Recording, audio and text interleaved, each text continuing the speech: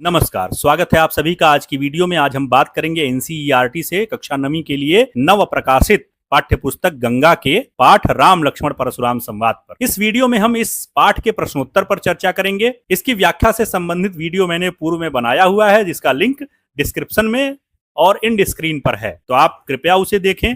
उसे देखने पर आपकी समझ विकसित होगी और आप इस अध्याय को अच्छी तरह से समझ पाएंगे। इस वीडियो में हम केवल प्रश्नोत्तर पर चर्चा करेंगे। इसके उत्तरों को विशेष ध्यान देकर लिखा गया है कि वे बहुत बड़े ना हो। यदि आप इस वीडियो को देखते हैं तो प्रश्नों के उत्तर के रूप में आपको सर्वाधिक छोटे, उपयुक्त और सटीक उत्तर प्राप्त होंगे, जिसे लिख करके आप अपनी परीक्षाओं में अच्छे अंक अर्जित कर सकते हैं। तो आइए शुरू करते हैं। मैं हूं रमेश गोसाई और आप देख रहे हैं मेरा चैनल अक्षर हिंदी, और आज हम बात करने जा रहे हैं राम लक्ष्मण परशुराम संवाद के प्रश्नोत्तर पर। तो चलिए शुरू करते हैं। आपको पहले से ही पता है कि इस पाठ्य पुस्तक में प्रश्नों को अलग अलग विभागों में बांट कर रखा गया है। तो हम जिस तरह से उसमें विभागीय बंटवारा हुआ है, उसी प्रकार इस वीडियो में भी अलग अलग विभागों के अलग अलग प्रश्नों की चर्चा करेंगे। तो सबसे पहला विभाग है मेरे उत्तर मेरे तर्क, और इसके लिए निर्देश दिया है कि निम्नलिखित प्रश्नों के सटीक उत्तर चुनिए और यह भी बताइए कि आपको ये उत्तर उपयुक्त क्यों लगते हैं। यानी कुछ प्रश्न दिए गए हैं, उनके विकल्प हैं, आपको सही विकल्प का चुनाव करना है। साथ ही यह भी बताना है कि आपने उसी विकल्प का चुनाव क्यों किया, आखिर आपको यही विकल्प उपयुक्त क्यों लगे, क्यों ये आपको सही लग रहे हैं। तो आइए शुरू करते हैं। पहला प्रश्न है, पितु समेत कही कही निज नामा, लगे करन सब दंड प्रणामा। यह पंक्ति सभा में उपस्थित लोगों की किस मनः स्थिति को दर्शाती है। अब चार विकल्प दिए गए हैं: आदर और सम्मान, भक्ति और श्रद्धा, भय और शिष्टाचार, और प्रेम और सहिष्णुता। तो आप जानते हैं कि सारे लोग परशुराम जी से डर रहे थे, और ऐसे में वे अपने पिता का नाम बताते हुए अपना नाम बता रहे हैं और सब लेट करके उन्हें प्रणाम कर रहे हैं। तो न तो यह आदर सम्मान की वजह से है, न भक्ति श्रद्धा की वजह से, और न प्रेम और सहिष्णुता की वजह से। यह कार्य सिर्फ भय और शिष्टाचार की वजह से हो रहा है। तो इसका जो सही उत्तर है वह है विकल्प 3, भय और शिष्टाचार। अब हमें यह विकल्प क्यों उपयुक्त लगा, उसका कारण हम यह लिखेंगे कि इस पंक्ति में वर्णन है कि जैसे ही परशुराम का भयंकर रूप सभा में दिखाई देता है, सभी राजा भयभीत हो जाते हैं। वे अपने अपने पिता का नाम बताते हुए तुरंत दंडवत प्रणाम करने लगते हैं। यहाँ उनका प्रणाम केवल आदर से नहीं बल्कि डर के कारण किया गया शिष्टाचार है। वे परशुराम के क्रोध से बचना चाहते हैं, इसलिए विनम्रता दिखा रहे हैं। तो हमारे उत्तर का यह कारण है। आइए अगले प्रश्न पर चलते हैं। दूसरा प्रश्न है, जनक बहोरी आई सिरुनावा, सी बुलाई प्रणाम करावा। पंक्ति से राजा जनक के व्यवहार की कौन सी विशेषता उद्घाटित होती है, और इसके विकल्प दिए गए हैं: संवेदनशीलता, शिष्टता, सहनशीलता और उदासीनता। तो जनक बहोरी आई सिरुनावा, सी बुलाई प्रणाम करावा पंक्ति से राजा जनक की शिष्टता उद्घाटित होती है। इसका कारण हम लिखेंगे कि इस पंक्ति में बताया गया है कि राजा जनक स्वयं आगे बढ़कर सिर झुकाते हैं और फिर सीता को बुलाकर उनसे भी प्रणाम करवाते हैं।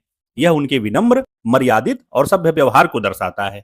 वे एक आदर्श राजा की तरह अतिथि का सम्मान करते हैं और उचित शिष्टाचार का पालन करते हैं। आइए अगले प्रश्न पर चलते हैं। तीसरा प्रश्न है, अतिरिस बोले वचन कठोरा, जनक के प्रति परशुराम के कठोर वचन बोलने का मूल कारण था। विकल्प दिया है: उचित आदर सत्कार न मिलना। दूसरा विकल्प है जनक द्वारा समाचार छिपाना। तीसरा विकल्प है शिव धनुष का खंडित होना, और चौथा विकल्प है अन्य राजाओं की सभा में उपस्थिति। तो इसका जो सही उत्तर है वह है शिव धनुष का खंडित होना, यानी परशुराम के क्रोध का कारण शिव धनुष का खंडित होना ही माना जाएगा। कारण क्या होगा इसका कि अतिरिस बोले वचन कठोरा पंक्ति में परशुराम के अत्यधिक क्रोध का कारण स्पष्ट है। जब उन्हें पता चलता है कि भगवान शिव का महान धनुष टूट गया है तो वे क्रोधित हो उठते हैं। शिव धनुष उनके लिए अत्यंत पूजनीय और सम्माननीय था, इसलिए उसका टूटना उन्हें असहनीय लगता है। चौथा प्रश्न है कि राम का कथन हुई ही केऊ एक दास तुम्हारा उनके व्यक्तित्व की किस विशेषता को दर्शाता है। विकल्प हैं: कूटनीति और चतुराई, विनम्रता और मर्यादा, त्याग और समर्पण, और दृढ़ता और आत्मविश्वास। अब चूंकि श्री राम मर्यादा पुरुषोत्तम हैं और बहुत विनम्र हैं, इसलिए हुई ही केऊ एक दास तुम्हारा उनके व्यक्तित्व की विनम्रता और मर्यादा नामक विशेषता को उद्घाटित करता है। इसका कारण है कि राम का कथन हुई ही केऊ एक दास तुम्हारा उनके विनम्र और मर्यादित स्वभाव की विशेषता को दर्शाता है। श्री राम स्वभाव से चतुर नहीं थे, वे ज्ञानियों के प्रति मन से बहुत विनम्र थे और मर्यादा उनके स्वभाव में थी। इसलिए इसका सही उत्तर विनम्रता और मर्यादा सही होगा। पांचवा प्रश्न है कि सुनि मुनि बचन लखन मुस्काने, बोले परशु धरहि अपमाने। लक्ष्मण के मुस्कुराने और उपहास भरे वचनों का क्या कारण था। विकल्प हैं, वे सभा में अपनी श्रेष्ठता सिद्ध करना चाहते थे। दूसरा, उन्हें राम के प्रति अपना प्रेम प्रदर्शित करना था। तीसरा, वे परशुराम की शक्ति से अनभिज्ञ थे। और चौथा, वे परशुराम को चुनौती देना चाहते थे। तो इन चारों विकल्पों को देखने पर हमें पता चलता है कि इसमें से सबसे उचित विकल्प वे परशुराम को चुनौती देना चाहते थे यही होगा, क्योंकि वो परशुराम को जानते थे, राम से उनका प्रेम जगविदित है और उनको किसी के सामने अपनी श्रेष्ठता सिद्ध नहीं करनी थी। इसलिए सबसे सही उत्तर जो है वह वे परशुराम को चुनौती देना चाहते थे। विकल्प 4 है और इसका कारण हम लिखेंगे कि लक्ष्मण का स्वभाव निर्भीक और उग्र था। वे परशुराम के क्रोध और उनके अहंकार को उचित नहीं मानते थे और व्यंग के माध्यम से उन्हें यह बताना चाहते थे, इसीलिए वे उन्हें चुनौती दे रहे थे। आइए अब अगले विभाग में चलते हैं। अगला विभाग है मेरी समझ मेरे विचार, और इसमें प्रश्न दिया गया है और इसमें निर्देश दिया गया है, नीचे दिए प्रश्नों पर चर्चा कीजिए और उनके उत्तर लिखिए। आइए देखते हैं कौन सा प्रश्न है। पहला प्रश्न है कि अरध निमेष कल्प संबीता पंक्ति का भाव स्पष्ट करते हुए बताइए कि कविता में यह किसके संदर्भ में कहा गया है और क्यों। तो हम इसका उत्तर लिखेंगे कि अरध निमेष कल्प संबीता पंक्ति का अर्थ है आधा निमेष यानी पलक झपकने जितना समय, या इसका भी आधा समय, वह भी कल्प यानी बहुत लंबा समय के समान बीतना। यह पंक्ति सीता के संदर्भ में कही गई है। जब परशुराम अत्यंत क्रोधित होकर सभा में कठोर वचन बोलते हैं तो वातावरण भय से भर जाता है। तब सीता बहुत चिंतित हो जाती हैं। उन्हें डर लगता है कि कहीं राम को कोई हानि न पहुंचे। यह पंक्ति सीता के मन की व्याकुलता, चिंता और प्रेम को दर्शाती है। तो यह इसका उत्तर है। आइए देखते हैं दूसरा प्रश्न। दूसरा प्रश्न है कि सो बिलगाव बिहाई समाजा न त मारे जयहि सब राजा पंक्ति के आधार पर बताइए कि परशुराम द्वारा दी गई इस चेतावनी का सभा में उपस्थित राज समाज पर क्या प्रभाव पड़ा होगा। तर्क सहित उत्तर दीजिए, यानी क्या प्रभाव पड़ा है और ऐसा प्रभाव क्यों पड़ा है, तो हमें इसका उत्तर देना है। तो आइए देखते हैं उत्तर क्या है। तो इसके उत्तर में हम लिखेंगे कि इस पंक्ति में परशुराम अत्यंत क्रोधित होकर चेतावनी देते हैं कि जिसने शिव धनुष तोड़ा है उसे तुरंत सभा से अलग कर दो, नहीं तो वे सारे राजाओं का वध कर देंगे। इस कठोर चेतावनी से सभा का वातावरण भय और तनाव से भर गया होगा। सभी राजा जो पहले से ही परशुराम के क्रोध से डर रहे थे और अधिक घबरा गए होंगे। किसी में भी उत्तर देने या आगे आने का साहस नहीं रहा होगा। अगला प्रश्न है कि तुलसीदास ने राम और लक्ष्मण के माध्यम से एक ही परिस्थिति के प्रति दो अलग अलग प्रतिक्रियाएं दिखाई हैं। आपकी दृष्टि में परशुराम के क्रोध को शांत करने के लिए राम के विनय का मार्ग उचित है या लक्ष्मण के तर्क का? अपने उत्तर का उचित कारण और तर्क भी प्रस्तुत कीजिए। यानी जब परशुराम क्रोधित होकर के आते हैं तो राम बड़ी विनय से उनसे, बड़ी नम्रता से उनसे बात करते हैं, जबकि लक्ष्मण जो हैं वह तर्क वितर्क करते हैं, क्रोध दर्शाते हैं। तो आपको यह बताना है कि परशुराम के क्रोध से निपटने के लिए, उनके क्रोध को शांत करने के लिए राम का तरीका ठीक था या लक्ष्मण का, और इसके बारे में हमें अपना तर्क भी देना है, कारण भी बताना है कि हमने ऐसा क्यों चुना है। जो भी हमारा उत्तर है वह क्यों हम उसको सही मानते हैं। तो आइए देखते हैं इसका कारण। इसका उत्तर हम लिखेंगे कि मेरी दृष्टि में, क्योंकि अपनी दृष्टि में बताना है तो आप लिखेंगे मेरी दृष्टि में परशुराम के क्रोध को शांत करने के लिए राम का विनय का मार्ग अधिक उचित है। क्यों? क्योंकि जब कोई व्यक्ति अत्यधिक क्रोध में होता है तब तर्क करने से उसका क्रोध और बढ़ सकता है। इसके विपरीत राम अत्यंत शांत, विनम्र और संयमित होकर बात करते हैं, जिससे सामने वाले के क्रोध को शांत करने में सहायता मिलती है। राम का विनम्र स्वभाव यह सिखाता है कि कठिन परिस्थितियों में भी धैर्य और शिष्टता से काम लेना चाहिए। इससे विवाद बढ़ने के बजाय सुलझने की संभावना ज्यादा रहती है। अगला प्रश्न है कि हृदय न हरसु विषाद कछु बोले श्री रघुबीर। श्री राम के हृदय में न तो हर्ष था न विषाद। यह उनके व्यक्तित्व के किन गुणों को दर्शाता है? उनका भावनात्मक संतुलन इस पूरे पाठ में उन्हें अन्य पात्रों से अलग कैसे स्थापित करता है? यानी जब राम परशुराम से बात करने जाते हैं तो उस समय उनके मन में न तो किसी प्रकार की खुशी है न तो किसी प्रकार का दुख है, यानी वे सुख दुख में एक समान रहने वाले हैं। तो यह व्यवहार उनके व्यक्तित्व के किस गुण को दर्शाता है? भावनात्मक संतुलन उन्हें इस कविता में जो पात्र आए हुए हैं उनसे किस तरह अलग स्थापित करता है, हमें इसी का उत्तर देना है। तो आइए देखते हैं इसका उत्तर। इसके उत्तर में हम लिखेंगे कि इस पंक्ति से श्री राम के धैर्य, आत्म संयम और भावनात्मक संतुलन के गुण प्रकट होते हैं। वे न अत्यधिक प्रसन्न होते हैं और न ही दुखी, बल्कि हर परिस्थिति में शांत और स्थिर बने रहते हैं। पूरे पाठ में जहां परशुराम क्रोध से भरे हुए हैं, लक्ष्मण तीखी और तर्कपूर्ण प्रतिक्रिया देते हैं, वहीं श्री राम अत्यंत संयमित और विनम्र बने रहते हैं। यह उनके आदर्श और मर्यादित व्यक्तित्व को दर्शाता है। आइए अब अगले विभाग में आते हैं, जिसका नाम है मेरी कल्पना मेरे अनुमान।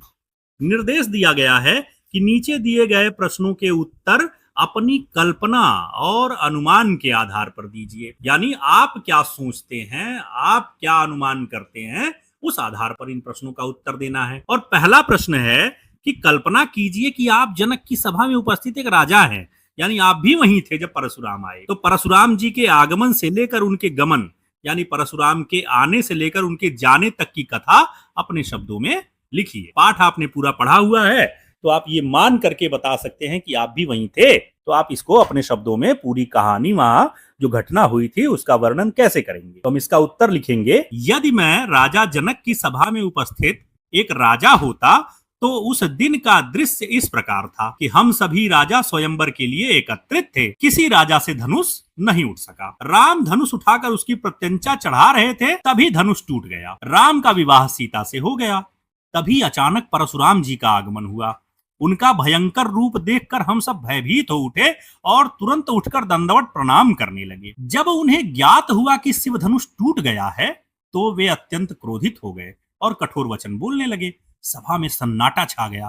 कोई भी उत्तर देने का साहस नहीं कर पा रहा था। लक्ष्मण जी ने कुछ तीखे उत्तर दिए, जिससे परशुराम और अधिक क्रोधित हो गए, परंतु श्री राम ने बहुत विनम्रता और शांति से बात की, जिससे धीरे धीरे उनका क्रोध शांत होने लगा। अंततः परशुराम जी को सत्य का ज्ञान हुआ और वे शांत होकर वहां से चले गए। तो यह पूरा विवरण हम इस प्रश्न में लिखेंगे, जो हमारी कल्पना से निःसृत है, जो हमारी कल्पना से निकला हुआ है। अगला प्रश्न है कि अति डर उतर देत नृपु नाहि, कुटिल भूप हर्षे मन माहि। अब जनक द्वारा डर से चुप रहने पर अन्य राजा मन में प्रसन्न क्यों हुए होंगे। अब इसमें बताया गया है कि जब परशुराम राजा जनक से पूछते हैं कि क्यों ये सारी भीड़ इकट्ठी हुई या किसने धनुष तोड़ा है, तो राजा जनक कुछ बताते नहीं। वहां पर कुछ ऐसे राजा हैं जो बड़े ईर्ष्यालु हैं, कुटिल हैं, वो मन ही मन प्रसन्न होते हैं। तो यहाँ पूछा गया है कि जब राजा जनक कोई उत्तर नहीं देते हैं, तो ये जो कुटिल राजा हैं, ये मन में प्रसन्न क्यों हो रहे होंगे, इसका क्या कारण हो सकता है। तो हम इसका उत्तर लिखेंगे कि इस पंक्ति में बताया गया है कि जब राजा जनक भय के कारण कोई उत्तर नहीं दे पाए, तो अन्य कुछ कुटिल, जिन्हें ईर्ष्यालु कह सकते हैं, ऐसे राजा मन ही मन प्रसन्न हुए। ऐसा इसलिए हुआ होगा क्योंकि वे जनक की प्रतिष्ठा और सम्मान से जलते थे। कई बार लोग दूसरों की उन्नति या सम्मान को देखकर खुश नहीं होते, बल्कि उनके संकट या कमजोरी में आनंद का अनुभव करते हैं। यह एक नकारात्मक प्रवृत्ति है जो मनुष्य के भीतर छिपी रहती है, और यही कारण रहा कि वे जो कुटिल राजा हैं, वह जनक की इस स्थिति पर मन ही मन प्रसन्न हो रहे थे। अगला विभाग है विधा से संवाद, और इसका उपविभाग है कविता का सौंदर्य। निर्देश है कि यह कविता तुलसीदास द्वारा रचित महाकाव्य रामचरितमानस के बालकांड का एक अंश है, जहां शिव धनुष के टूटने से क्रोधित परशुराम के रोष भरे वाक्यों का उत्तर लक्ष्मण व्यंग्य वचनों से देते हैं। दोनों के बीच के ये संवाद कविता में नाटकीयता उत्पन्न करते हैं। संवादों के माध्यम से ही पूरी कविता का कथात्मक विकास होता है। संवाद ही चरित्र का निर्माण करते हैं, और संवादों से ही भावों में विविधता भी आती है। इस प्रकार यह कविता काव्यात्मक विधा में संवाद प्रस्तुति का एक उत्कृष्ट उदाहरण है। नीचे कविता के संवादों की कुछ विशेषताएं दी गई हैं। उन विशेषताओं को दर्शाने वाली पंक्तियों के उदाहरण कविता से ढूंढकर लिखिए। कौन कौन सी विशेषताएं दी गई हैं? पहली राम की विनम्रता, दूसरा परशुराम का रौद्र रूप, तीसरा लक्ष्मण का प्रत्युत्तर, चौथा पौराणिक संदर्भ, पांचवा नाटकीयता। अब आइए देखते हैं इन विशेषताओं से संबंधित पंक्तियां कौन कौन सी हैं। तो इसका उत्तर हम इस प्रकार लिखेंगे कि कविता की उपयुक्त पंक्तियां इस प्रकार हैं। सबसे पहले हेडिंग डालेंगे राम की विनम्रता, और इसमें हम पंक्ति लिखेंगे कि नाथ सम्बुधनु भंजन यारा, हुई ही केऊ एक दास तुम्हारा। इसी तरह हम दूसरी विशेषता लिखेंगे परशुराम का रौद्र रूप, और इसकी पंक्ति लिखेंगे रे नृप बालक काल बस, बोलत तो ही न सम्हारी, धनु ही सम त्रिपुरारि धनु, विदित सकल संसार। या दूसरी पंक्ति भी इसी भाव से मिलती जुलती, इसी विशेषता से मिलती जुलती है कि सुनहु राम जहि शिव धनु तोरा, सहस बाहु समसो रिपु मोरा। तीसरी विशेषता है लक्ष्मण का प्रत्युत्तर। लक्ष्मण प्रत्युत्तर कैसे देते हैं? तो लक्ष्मण कहते हैं कि बहुधनु ही तोरी लरिकाई, कबहु न सरिस कीन्ही गोसाई। ए धनु पर ममता के हेतु सुन रिसाई कह भृगुकुल केतु। अगली विशेषता हम लिखेंगे पौराणिक संदर्भ, यानी पुराणों में जो बात आई हो। तो इसकी पंक्ति है कि सुनहु राम जहि शिव धनु तोरा सहस बाहु समसोरी मोरा, यानी यह कथा सहस्त्रबाहु की पुराणों में वर्णित है। तो यह पौराणिक संदर्भ की पंक्तियां हैं। अगली विशेषता है नाटकीयता, यानी इसमें नाटकीयता क्या थी। तो पंक्ति हम लिखेंगे कि देखत भृगुपति वेशु कराला उठे सकल भय विकल भुआला, यानी उनका कराल वेश, क्रोधित वेश देख करके, क्रोधित रूप देख करके सारे जो राजा थे वह डर गए। या फिर दूसरी पंक्ति हम लिख देंगे इसी में नाटकीयता में, दिखावे में, सुर मुनि नाग नगर नर नारी सोचहि सकल त्रास उर भारी। तो नाटकीयता की विशेषता में हम ये दोनों पंक्तियां लिख देंगे। अब विधा के संवाद, विधा से संवाद के अंतर्गत उपविभाग है भाव पहचान और विश्लेषण। निर्देश है कि आपने पढ़ा कि राजा जनक की सभा में उपस्थित विभिन्न पात्रों की मनः स्थिति अलग अलग है। नीचे दिए गए भावों या मनः स्थिति को दर्शाने वाली पंक्तियों को कविता से चिह्नित कीजिए और बताइए कि यह भाव किस पात्र से संबंधित है और उसकी इस मनः स्थिति का क्या कारण है। आपकी सहायता के लिए एक उदाहरण नीचे दे दिया गया है। अब मनः स्थिति क्या है? चिंता है, क्रोध है, व्यग्रता है, भय है, संयम है, कुटिलता है। तो ये सारी चीजें हैं।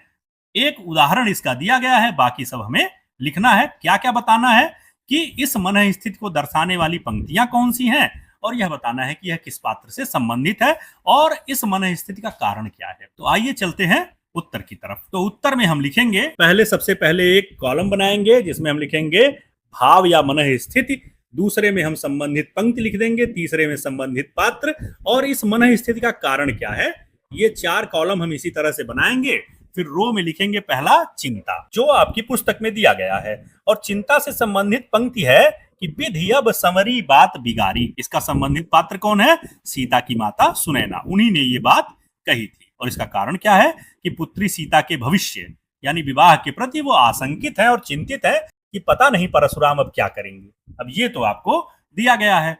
दूसरा जो मन स्थिति है या भाव है वह है क्रोध। क्रोध से संबंधित पंक्ति हम लिखेंगे कि बेगी दिखाओ मूढ़ नत आजू उल्टाऊ मही जह लही तब राजू। ऐसे कहा किसने है?